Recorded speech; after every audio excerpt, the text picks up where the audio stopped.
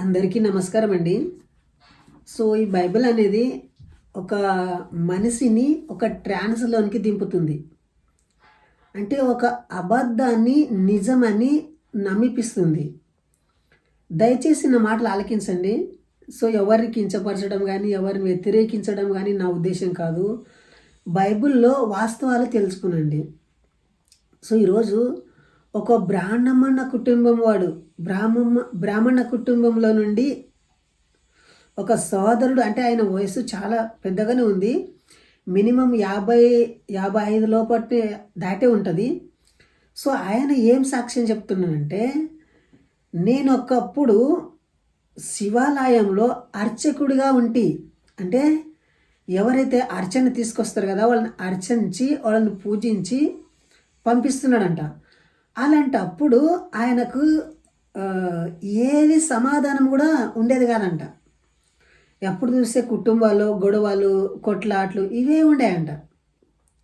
So ఆ ఒక టెంపరేచర్ని తట్టుకోలేక, ఆ ఒక బాధ తట్టుకోలేక రైల్వే పట్టాలకు పోయి చావాలని పోతున్నాడంట. సో ఇక్కడ పక్కల ఫోటో వేస్తా చూడండి, ఆయనే. సో చూడండి, ఆయన రైల్వే పట్టాలకి వెళ్ళి చనిపోదామంటున్నాని రైల్వే పట్ట మీద తల ఉంచి పండుకున్నాడంట.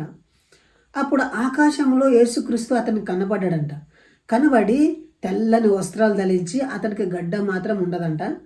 సో ఆయన వచ్చి నన్ను రక్షించుండు, ఇక నువ్వు నా సేవ చేసుకుంటావు అంటున్నాని అతన్ని ఎన్నుకున్నాడంట. అప్పటి నుండి ఆ ఒక హిందుత్వం వదిలిపెట్టి బ్రాహ్మణుడు క్రైస్తవుగా కన్వర్ట్ అయ్యిండంట. సో దయచేసి ఆలకించండి. ఈ వీడియో చూస్తున్న ప్రతి సోదరులకు కూడా హెచ్చరిస్తున్నది ఏమిటంటే, సో ఇలాంటి దొంగ సాక్ష్యాలన్నీ మీరు నమ్మకండి. ఎందుకంటే అవన్నీ అబద్ధ సాక్ష్యాలు. రైల్వే పట్ట మీదకి పోయి ఆయన చనిపోవడానికి పోయిందంటే ఒక సైకాలజీ అతనికి అంటుకొనింది. ఎలా అంటే, రైల్వే పట్ట మీద తలకాయ పెట్టి పండుకున్నాడు అనుకో, ఆయన భయంకరమైన భయము అతన్ని వేధిస్తుంటుంది. ఆ చేతగాక, అక్కడ చావడం చేతగాక ఆ ఒక సాకులు చెప్తున్నాడు. అరే నాకు దేవుడు కనిపించే, నేను చత్తమని పోకున్నా కానీ చత్తమని పోతుంటి, కానీ దేవుడు నాకు దర్శనంలో కనిపించి నాకు నువ్వు సావకు అంటనని చెప్పించే. అరే ఇతను అనుకున్నాంట, అరే నేను వ్యతిరేకిస్తున్న యేసుక్రీస్తు వాళ్ళ దేవుడు నన్నెందుకు దర్శిస్తున్నాడు అంటనని అంటున్నాడంట.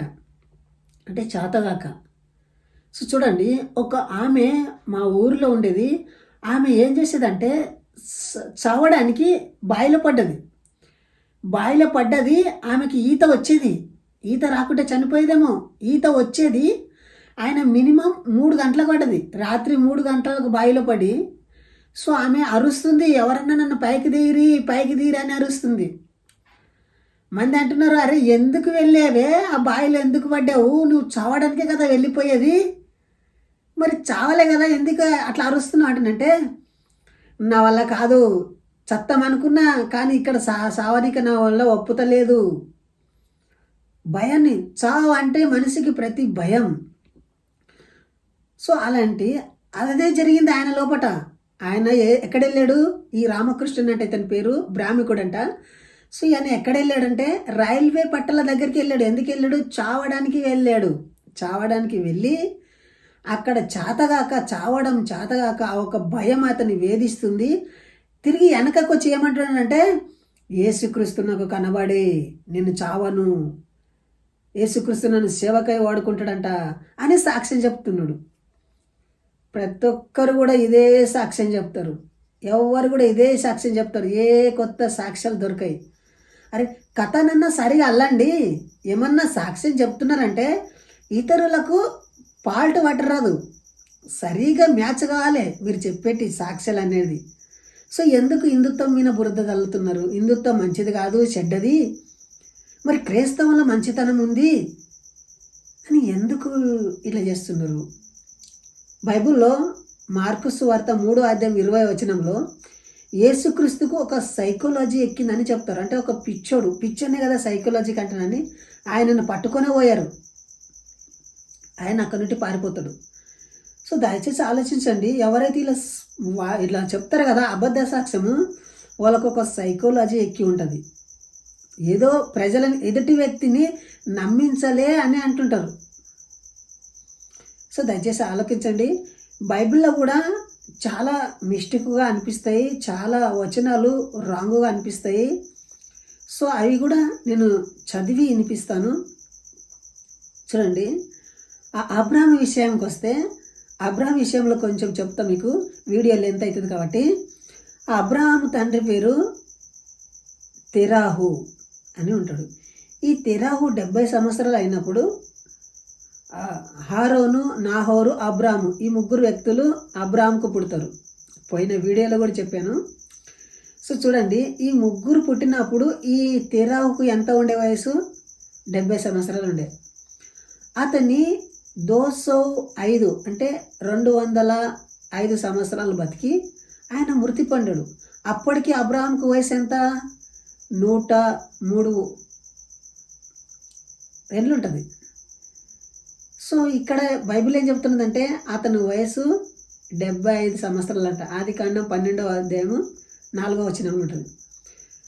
సో చూడండి, ఇంత కాంట్రవర్సన్గా బైబిల్లోనే మిస్టేక్ ఉంటుంది. బైబిల్లో ఉన్న వాళ్ళకే ఎరక ఉంటుంది, బైబిల్ నుండి బయటికి వెళ్ళిన వారికి అది అర్థమవుతుంటుంది బైబిల్లో ఎంత రచ్చ ఉందో.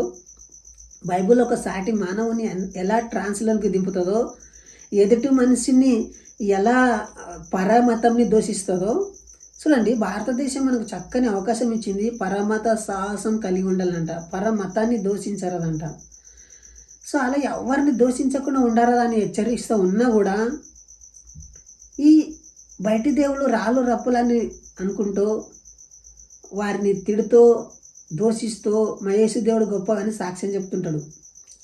దయచేసి నా 2 చేతులు జోడించి మీకు దండపెట్టి చెప్తున్నా, ఇలాంటి సాక్ష్యాలు నమ్మకండి. ఇలా ఇతరులకు విరోధంగా ఉండకండి.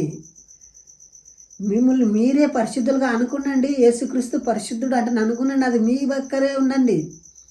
కానీ పక్కోని మతం దోషించి మా దేవుడే కరా అంటే నాన్న, ఇది ఎంతవరకు న్యాయము?